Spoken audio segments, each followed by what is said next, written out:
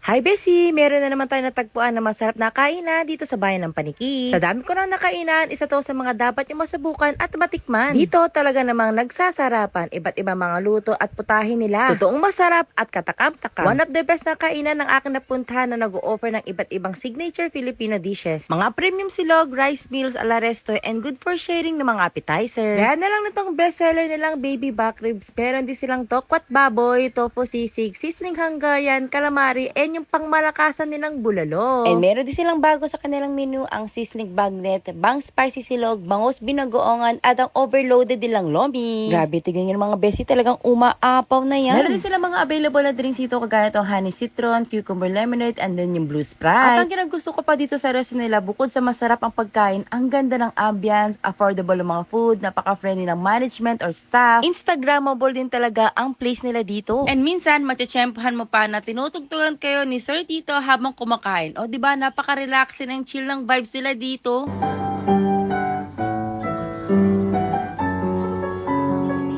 Itong calamari nga nila mga besi, sobrang lambot nito, kahit wala kang ngipin, makakain mo ito. Kung gusto mo naman ng less oil, high in protein, at perfect sa mga gusto pa rin magsisig, nako, ito na try mo yung topo sisig nila. At ang bago ko nga favorite, ito nga bangos binagoongan. Kung gusto mo naman medyo spicy, meron naman sila ditong bang spicy silog. Kaya naman pala bestseller itong baby back ribs nila mga besi ko, ang sarap naman kasi talaga. At para sa mga lomi lover dyan, ayan, meron po sila ditong overloaded na lomi. Tignan nyo ng mga besi, diba, grabe, overload na overload yan. Para naman sa mga bulalo lover dyan mga besi ko, meron din po sila dito ang lilamnam ng sabaw. Ang sarap nito mga besi, lalo na pag mainit, mapapa-extra rice ka talaga. Madami pa nga silang ino-offer ng iba't ibang pagkain dito mga besi ko. Ito po ang menu nila, i-post nyo na lang. Nag-a-accept din sila ng reservation sa kanilang restaurant. Or kung naghahanap kayo ng venue sa inyong party, pwede din dito sa place nila. Basta mag-message lang kayo sa kanilang Facebook page, ang Silog PH. Kaya kung naghahanap kayo ng next food trip nyo, eto na yon, legit na lutong bahay, pero pang restaurant ang sarap. Promise, after one bite, mapapagrabe. Dito tayo lagi. Dito lang yan sa may Silog Meals PH or kay Sir Tito Catering Place. Open sila from Wednesday until Sunday, 6 p.m. up to 11 p.m. Mapa-dine-in, takeout, or delivery, meron sila. Located lang sila sa Abogado, Paniki, Tarlac, near YC Compound. Landmark, Sir Tito's Event Place or YMS Studio. Kaya naman, ano pang hinihintay mga besi, punta na rin kayo dito.